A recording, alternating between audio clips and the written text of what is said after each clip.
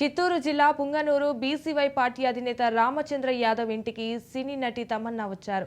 ఆమెను చూడడానికి జనాలు ఎగబడ్డారు. సంక్రాంతి ముగ్గుల పోటీల్లో గెలిచిన వారికి బహుమతులు ప్రదానం చేయడానికి సినీ నటి తమన్నా వచ్చారు.